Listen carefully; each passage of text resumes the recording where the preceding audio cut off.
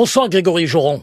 Bonsoir. Vous êtes secrétaire national CRS pour le syndicat SGP Police FO, violence illégitime, on l'entendait à l'instant, dit le procureur de la République de Paris. Dans certains cas, cela correspond à une réalité? Écoutez, pour l'instant c'est pas jugé. Le procureur de la République fait quelques annonces là aujourd'hui, ce qui paraît d'ailleurs un peu étonnant dans le contexte, mais jusqu'à preuve du contraire. Mais mes collègues heureusement bénéficient quand même de la présomption d'innocence. Il me semble. J'ai l'impression qu'aujourd'hui, surtout, la justice prend une tournure politique étant donné la pression, des gilets jaunes, sociétales et tout ce qu'il y a eu autour.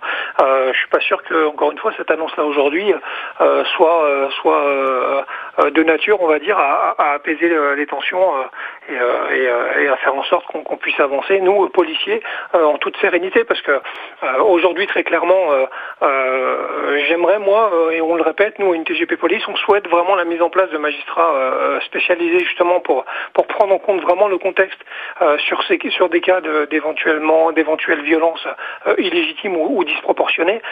J'espère que ce sera réellement le cas, parce que encore une fois, si on parle du 1er décembre, par exemple, il faut reprendre tout ce qui s'est passé ce jour-là. Mais ça veut dire, Grégory Joron, qu'un policier, si tant est que des policiers soient poursuivis et soient devant un tribunal, ne serait pas un prévenu, un justiciable comme un autre? Ben non, clairement non. Aujourd'hui, ça n'est plus un justiciable comme un autre. C'est bien ça le problème. C'est qu'un policier qu'on envoie aujourd'hui, encore une fois, au carton.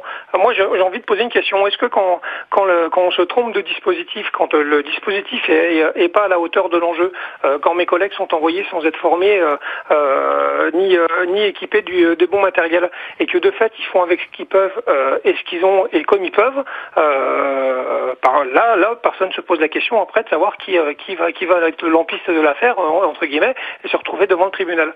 La réponse, on l'a aujourd'hui. Ça va être les policiers de terrain qui, sur certaines journées, ont assumé et ont assuré et ont tenu la politique à bout de bras, la République à bout de bras, pardon. Ces collègues-là qui ont risqué leur vie vont se retrouver en effet devant le tribunal correctionnel. Donc pour vous, entre un délinquant de la route et un agresseur sexuel. Donc pour vous, Grégory Joron, la question qui est posée, c'est plus que la façon dont certains policiers se sont comportés, ce sont les ordres qui ont été donnés? C'est bien ce que je dis, c'est qu'il faut prendre vraiment le contexte.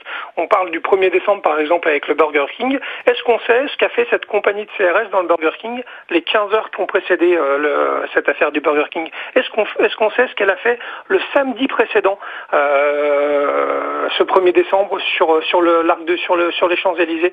C'est une compagnie qui avait été très marquée, qui avait déjà été extrêmement engagée, etc. Ce contexte-là, j'espère que les juges, si jamais mes collègues se retrouvent à la barre, en tiendront compte, parce que c'est ça qui est le plus important. Donc vous mettez en cause la hiérarchie, la façon dont les policiers devaient travailler, vous attendez le soutien de la hiérarchie? Bien évidemment, nous on l'a mis en cause dès le premier jour. On s'est interrogé, on a été reçu deux fois chez le ministre concernant la stratégie du maintien de l'ordre sur Paris. Je vous rappelle que le préfet de police n'a pas été entendu. On lui a donné un poste de conseiller d'État aujourd'hui, alors que mes collègues eux, se retrouvent dans le tribunal. La réalité, elle est là. Encore une fois, c'est les policiers de terrain qui, toute l'année, on va voir tout ça va se dégonfler entre guillemets, et ce sont mes collègues qui vont servir de bouc émissaire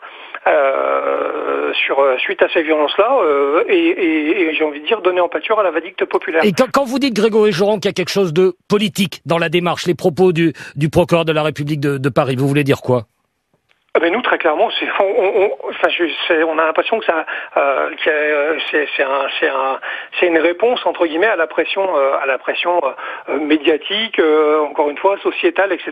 C'est-à-dire qu'aujourd'hui, tout a l'air de se détendre et il va falloir chercher des responsabilités. Les responsabilités, on va aller au plus simple.